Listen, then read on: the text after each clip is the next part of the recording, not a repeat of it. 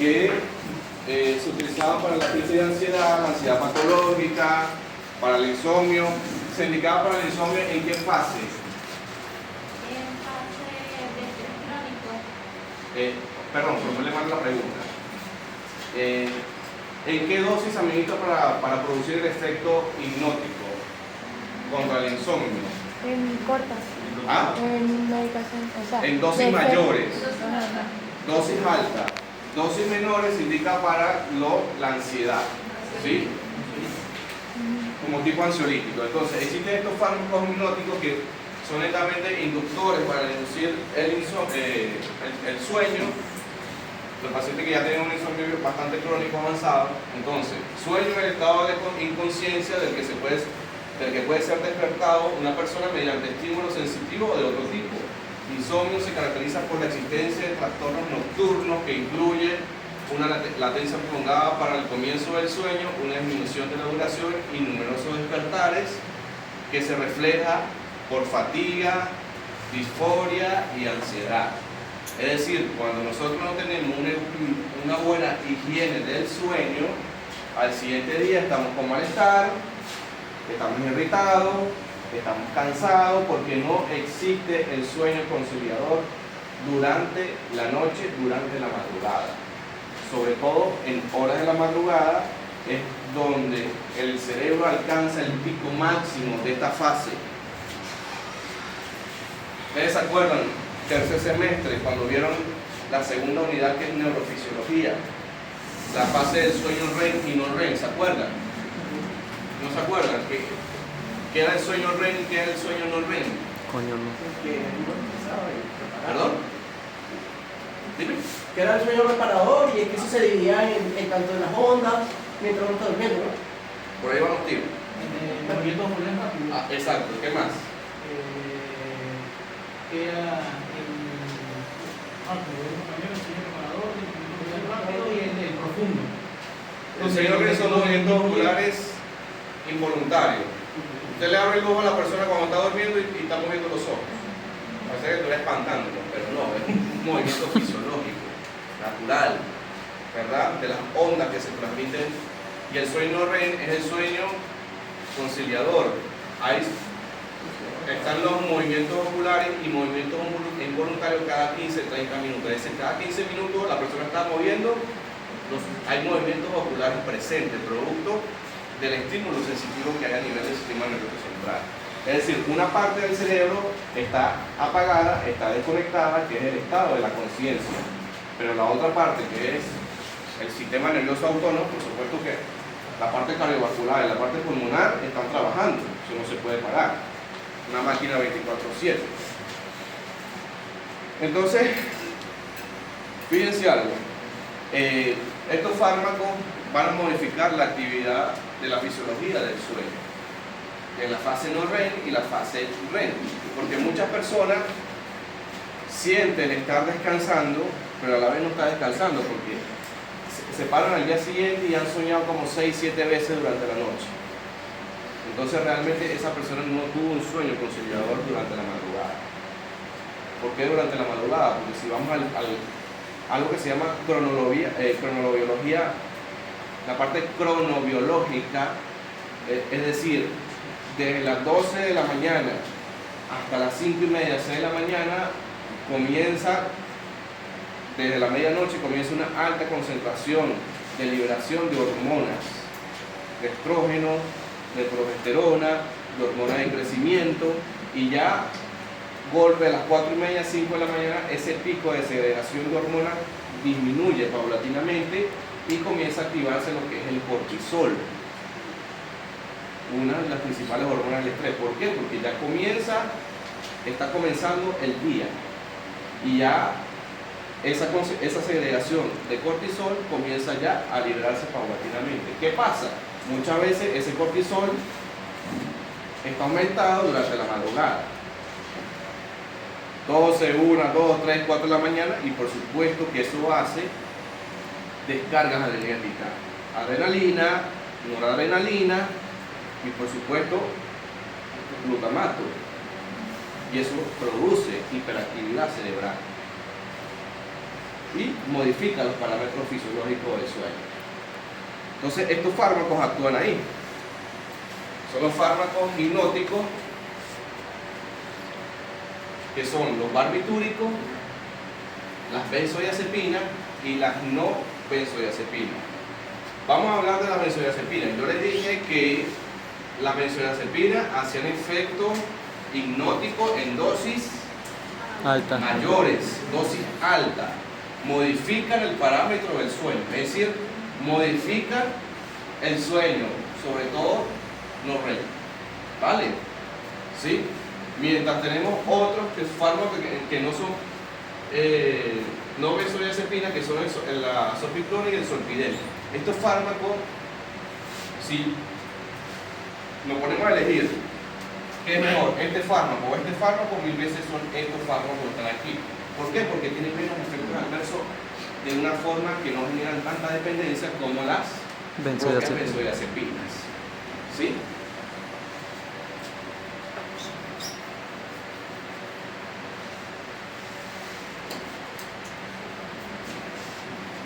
¿Qué creen ustedes cuál es el mecanismo de acción de estos caballeros que están aquí?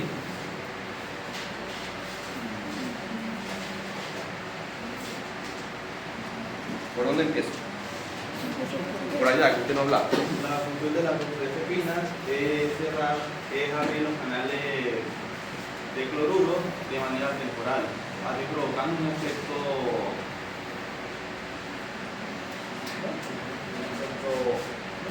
excitatorio, no, inhibitorio. O sea, va a provocar la abertura de los canales de cloruro, ¿sí? En un tiempo corto, relativamente corto, así provocando un efecto inhibitorio. Ajá. ¿Y vos qué dices? Las benzodiazepinas van a actuar en las subunidades alfa y beta, como se ve ahí justamente en la imagen, Ajá. del receptor de membrana de GABA. ¿Por qué? Porque GABA es básicamente el que va a hacer la función allí en ese receptor. Lo que sucede es que la benzodiazepina ataca el mismo receptor que ataca GABA, y la benzodiazepina va a hacer que el canal que permite la entrada del cloro, que lleva iones negativos, se abra más rápido. Okay. Es decir, continuamente, y eso hace que el cloro entre y produzca el efecto hiperpolarizante en la neurona. Okay. ¿Y los no benzodiazepínicos? O sea, va bien. Por eso que hace un efecto más adictivo, podría decirlo, porque es más rápido, muy tarde. Y los no benzodiazepínicos, ¿qué? Actúan también en el GABA, pero ¿qué? ¿Qué pasa? ¿Quién iba a decir? ¿Vos? ¿Qué iba a decir? No, eso mismo, del mecanismo de los benzodiazepínicos, pues. Entonces ellos deben actuar entonces en el otro receptor, que es el alfa con gamma, ¿verdad? Ajá. La subunidad alfa con gamma, que básicamente el GABA entra por subunidad alfa y beta, mientras que las benzodiazepinas y no benzodiazepinas van a entrar por un costado y van La diferencia es que este va a ser más lento, la entrada. Es el mismo mecanismo de acción, pero en esta parte externa, la entrada del fármaco va a ser un poco más lento. Y por eso que este es un fármaco más seguro que estos que están aquí. Por eso que se llama benzodiazepina y las no benzodiazepinas, a pesar de que actúa en el GABA, a pesar que actúa en el GABA-A. Pero en otro centro de la anatomía del receptor. ¿Me están entendiendo? Sí. O sea, que lo que dijo Néstor yo lo leí, yo siento que lo leí al revés, pero me iba a preguntar. Okay. ¿Qué es la diferencia entre los barbitúricos y la benzodiazepina? Que lo leí, o sea, me dio curiosidad. De que las benzodiazepinas, el GABA natural, se adhiere a los subtipos alfa y beta. Ajá. Pero que directamente la benzodiazepina se adhiere a la unión entre alfa y gamma, que eso es lo que lo hace que solamente la benzodiazepina ejerce su acción cuando hay GABA presente, y los barbitúricos se adhieren a otro subtipo, lo que no hace necesario que haya GABA natural. Pero no, creo que él dijo al revés, yo no sé cuál es. O sea, sí O sea, lo que dijo te dice bien, como sí que- lo dijo bien, pero No, por eso pregunto. O sea, si- porque A ver, lo que quiero que entiendan es que uno actúa, el receptor uno más rápido, otro más lento. ¿Sí me entiendes? Lo que está diciendo es excelente, es verdad, es lo que dice la literatura. Pero también lo que él dijo también no está, por eso no está fuera de control. ¿Me entiendes? Eso me da a entender que están leyendo. Pongo un punto ahí para los dos.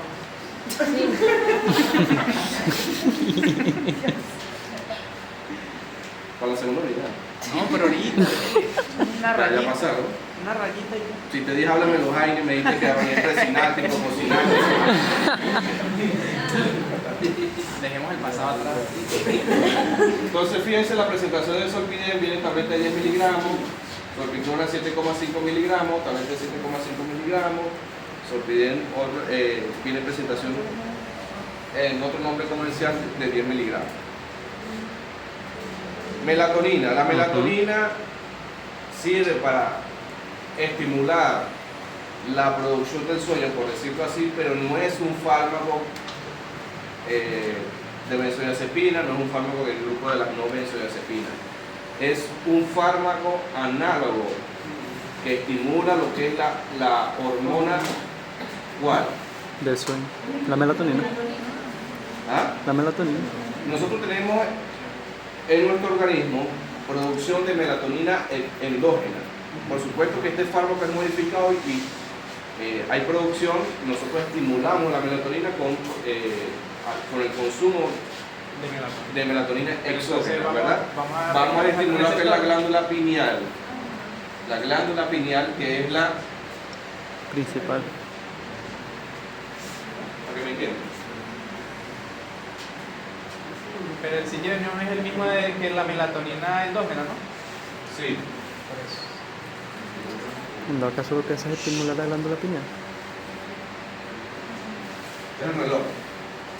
Existe algo que se llama cronobiología, no sé si ustedes lo vieron en farmacología 1. Cronobiología. Sí. 1 de la mañana, 2 de la mañana, 3 de la mañana. Aquí se libera hormona de crecimiento, HG, aquí se libera progesterona, aquí se libera testosterona, hasta aproximadamente esta hora. A esta hora, como lo dije anteriormente, se libera cortisol.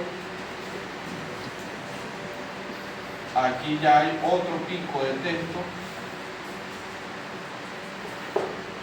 6 de la mañana, 7 de la mañana, está el cortisol activo. Si llega la noche contraria, la noche el cortisol ya a las 5 o 6 de la tarde, el cortisol ya comienza a bajar. La testosterona y progesterona comienza a disminuir también.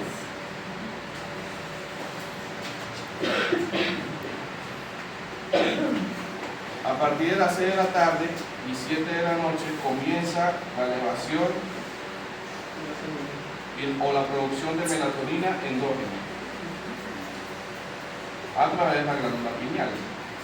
Comienza a elevarse y llega a un punto máximo 10, 11, 12 de la noche. La producción, es decir, que fisiológicamente ya nosotros, el ser humano, a las 9, 10 de la noche, en teoría, porque hoy en día eso es casi que imposible. 9, 10 de la noche el ser humano debe estar durmiendo. Eso, ni menos en el estudiante de medicina, menos en nosotros. Es mentira. Entonces, hay aumento de la producción de melatonina, biológicamente, fisiológicamente. Este análogo de la melatonina, que es exógena, el deber ser es que se la administra al paciente en este horario, entre 9 y 10 de la noche. Si usted le va a administrar melatonina a una persona a las 3 de la tarde, jamás en la vida le va a hacer efecto, pero ni el 0,1%, porque no existe producción de melatonina a nivel de la glándula pineal. Eso no existe. Ni administrándole melatonina a las 5 o 6 de la tarde, no va a hacer efecto. No va, ni porque se tome 5 blisters. Al igual que usted le dé melatonina y el paciente esté con el teléfono, con la luz del televisor encendida, con la luz del baño encendida, con la luz del cuarto encendida, porque la melatonina se inactiva con la luz artificial y con la luz natural. No va a hacer ningún tipo de efecto. El único efecto que haga es que se tome la melatonina 9, 10 de la noche y apague todos los dispositivos electrónicos y las luces artificiales para que no se inactive, porque ella por fotosensibilidad, por la vista, se inactiva. Es decir, si ustedes indican la melatonina, ustedes saben el por qué y a qué hora tienen que indicarle y cómo son las condiciones para indicarlo. Porque le puede indicar esta hora, pero si no le dice que apague el teléfono, todo, no va a hacer efecto. Dime.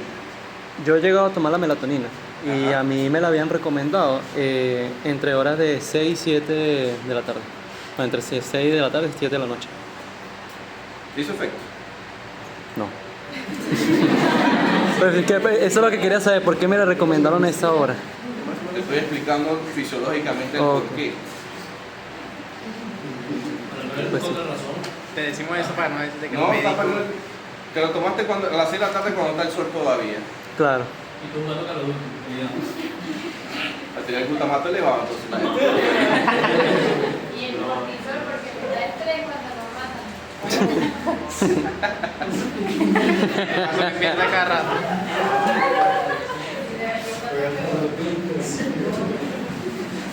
Me iba a asustar si te dio el efecto. Yo dije, esa melatonina viene ensuciada con algo. ¿Dónde la compró, mano? 100 microgramos de fentanilo. Y en polvo. Bien. Contraindicaciones. Cuando hablamos de contraindicaciones también hablamos de las interacciones. Por ejemplo, estos barbitúricos o este tipo de benzodiazepina está contraindicado en pacientes con apnea del sueño de tipo central, obstructivo o mixto. ¿Saben qué es la apnea del sueño? ¿Qué es? ¿Ah?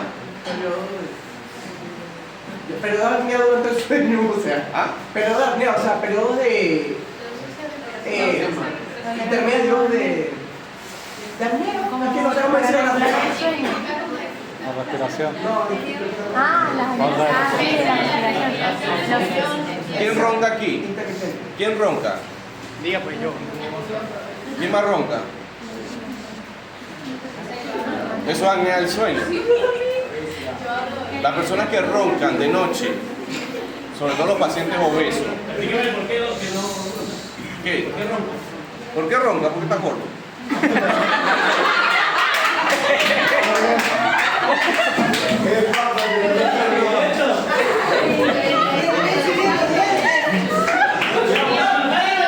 Tiro un facto y me voy.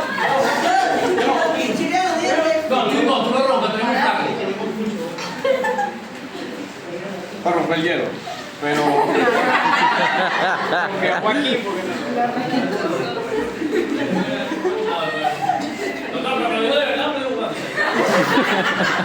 Oye, te estoy preguntando que si ronca. ¿Ah? Sí. Pero, o sea, necesariamente hay que ser. Pero ronca toda la noche. No es independiente. Fíjense, la apnea del sueño se considera una patología. ¿Por qué? Porque hay una obstrucción a nivel de la laringe. El cuello de la persona cilíndricamente pues está aumentado el tamaño, comprime un poco las cuerdas vocales y disminuye la perfusión de oxígeno. Y eso afecta la oxigenación a nivel cerebral.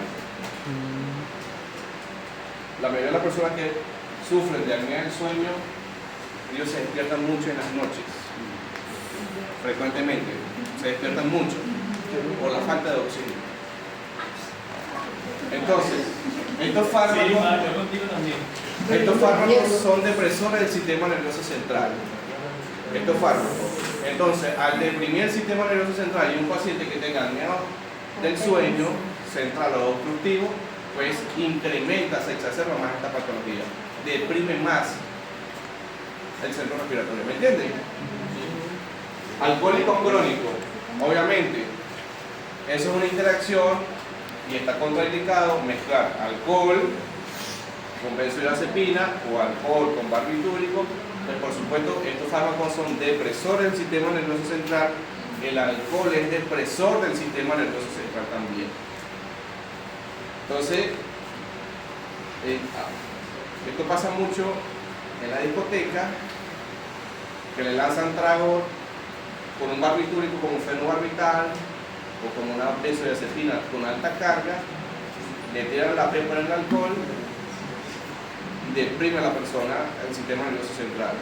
Y bueno, obviamente eso se presta con muchas cosas. Ustedes saben. Muere reemplazado durante el primer trimestre, pacientes de edad avanzada, la misma, lo que les comenté con los opioides, ¿verdad? Un paciente con edad avanzada que tiene comorbilidad, hipertenso, diabético, tiene alta probabilidad de tener estos efectos adversos depresores del sistema nervioso central. Paciente con asma bronquial, ¿por qué? ¿Ah?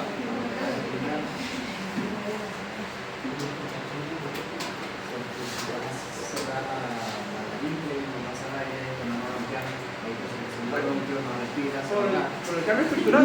¿Ah? Por el cambio estructural que ya hay. No te escucho. Por el cambio estructural que ya hay. Sí, por lo que, ¿cómo es tu nombre? Julián. Y también por lo que dijo Julián. O sea, hay un desgaste de los músculos respiratorios, ¿sí? Intercostales y del diafragma. Paciente con antecedentes de depresión, lógicamente, son pacientes que ya es una depresión crónica establecida, probablemente esos pacientes son ya adictivos a estos fármacos, entonces ya se vuelven como un síndrome de abstinencia. Entonces hay que tener cuidado en los pacientes con antecedentes de depresión. Los pilotos de avión comercial, pilotos o gandoleros, obviamente estos fármacos inducen mucho a la hipnosis, al sueño, por supuesto que es un peligro, por razones obvias. Bueno, los barbitúricos, tenemos el tiopental y el fenobarbital. Ya el tiopental muy pocas veces ya está descontinuado, el fenobarbital todavía se comercializa. Viene en tableta de 100 miligramos, aparte de que es un hipnótico, el fenobarbital se utiliza mucho para el tratamiento de las epilepsias. Y eso lo vamos a ver en la próxima clase. Bueno, el mecanismo de acción estimula de una manera rápida el receptor GABA-A, lo estimula de una manera inmediata. El mismo mecanismo de acción es el mismo, a diferencia que lo estimula de una manera en cuestiones de segundos. Bueno, hablamos de la intoxicación por barbitúrico, prácticamente la misma conducta, muchachos, que hablamos de la intoxicación por benzodiazepinas, ¿sí? Hay que permanecer vía aérea porque los pacientes intoxicados por este tipo de fármacos son pacientes que obviamente deprimen el sistema nervioso central. Entonces, al deprimir el sistema nervioso central, hay una alta probabilidad de que haga parada cardiorrespiratoria. Entonces hay que internalizar la vía aérea, oxigenoterapia, ¿sí? Dieta absoluta, la hidratación para poder eliminar ese fármaco por vía renal lo más rápido que se pueda, ¿vale? Lavado gástrico, esto sí está en un periodo de ventana, porque yo le dije en la clase anterior, ¿verdad? Después de 60 minutos no hay que hacer lavado gástrico. Ese paciente, ese fármaco ya se metabolizó, ya hizo el efecto que tenía que hacer, ¿sí? Bicarbonato de sodio con 60 mg que va interviniendo menos a cada 6-8 horas. Eso para evitar un desequilibrio ácido-base. Y diuréticos de asa, furosemida, al aumentar la excreción renal, ¿verdad? 20 miligramos cada 8 horas. Fíjense, la clínica es más aparatosa que las benzodiazepinas, producto del producto del mecanismo de acción que tiene este fármaco, ¿verdad? Que estimula más rápido las concentraciones del GABA-A, ¿verdad? Entonces, en 30 minutos posterior a la administración presenta cuadros de embriaguez barbitúrica, síndrome vertiginoso, ataxia, letargia, anestesia, síndrome comatoso y Babinski positivo, más diaforesis porque hace depresión cardiorrespiratoria.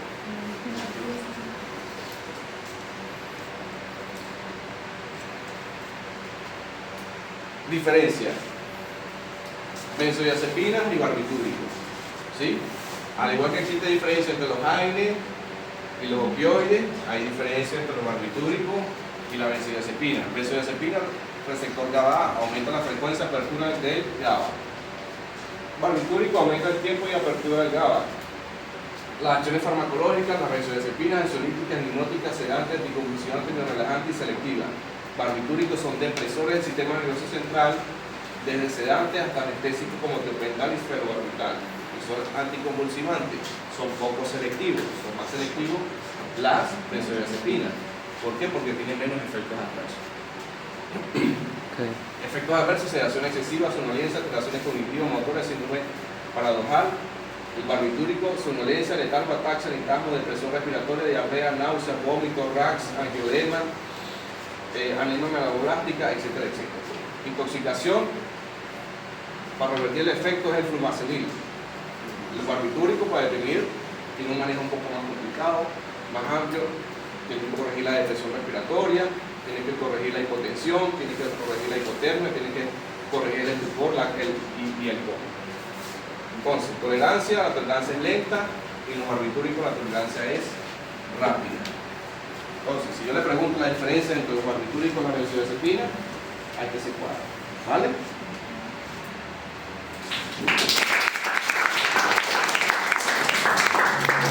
Bueno, entonces